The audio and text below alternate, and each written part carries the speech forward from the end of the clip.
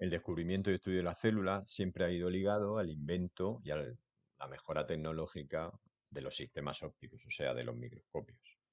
Vamos a ver un resumen en la siguiente diapositiva. Microscopio óptico, pues aparece en 1590 por Hans Hansen. En 1665, Robert Cook descubre lo que él denominó celdas en el corcho. Realmente, esas celdas que estaba viendo en el corcho eran las paredes de celulosa de células muertas del corcho. Un poquito más tarde, en 1674, Leeuwenhoek aumenta hasta 270 veces, pues por ejemplo, en este caso lo que determinó en agua estancada lo que él conoció por animáculos, que eran seres vivos como por ejemplo bacterias o protozoos. En 1831, Brown descubre el núcleo de las células vegetales.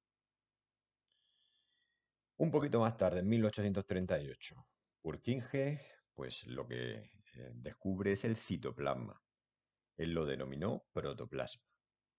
Y estos dos científicos lo que determinaron era que los vegetales y los animales estaban formados por células.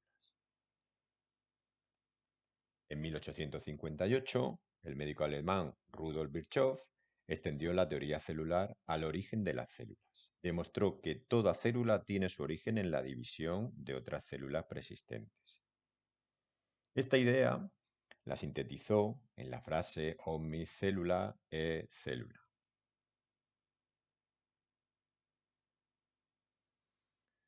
Además debemos nombrar al médico español Santiago Ramón y Cajal, que generalizó la teoría celular al demostrar que el tejido nervioso también estaba formado por células. Fue el último tejido del cual pues se supo que estaba formado por células. El resto de tejido sí se conocía.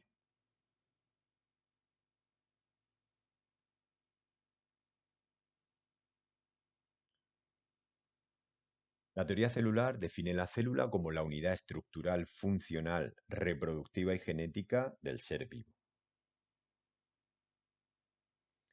Como unidad estructural, pues la célula constituye la unidad básica del ser vivo.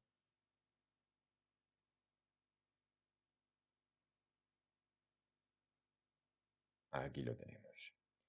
Todos están formados por células. Como unidad funcional, pues realiza los procesos que le permiten vivir. Como unidad de reproducción, pues siempre procede de otra ya existente. Y como unidad genética, pues las células contienen el material hereditario para regular su propio funcionamiento, es donde están las instrucciones para regular ese funcionamiento, y también pasándolo de células madres a hijas.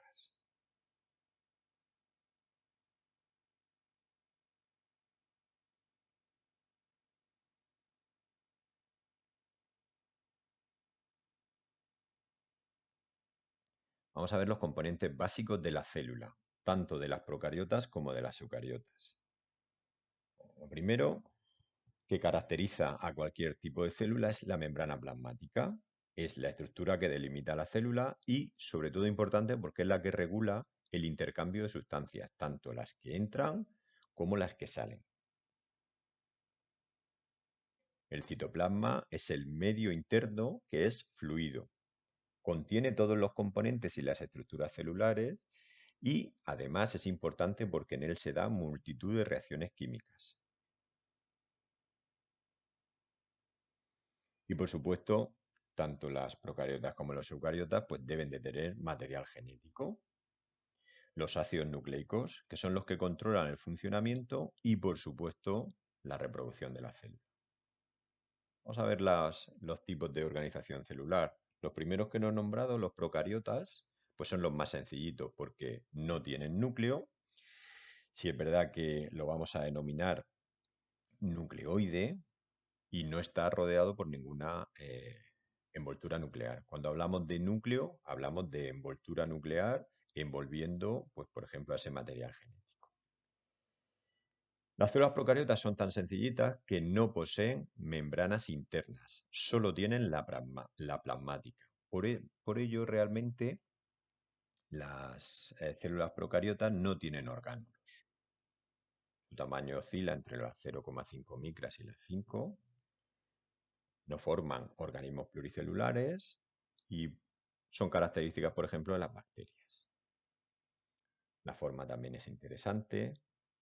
Cocos, aunque muchas veces luego se hacen más complejos, encontramos los diplococos o los bacilos también se unen. Forma de vibrio y forma de espirilo. Las más complejas, las eucariotas. Estas ya sí poseen un núcleo, el material genético ya es tan importante, ya es mucho más complejo y entonces se envuelve en una membrana nuclear que es doble.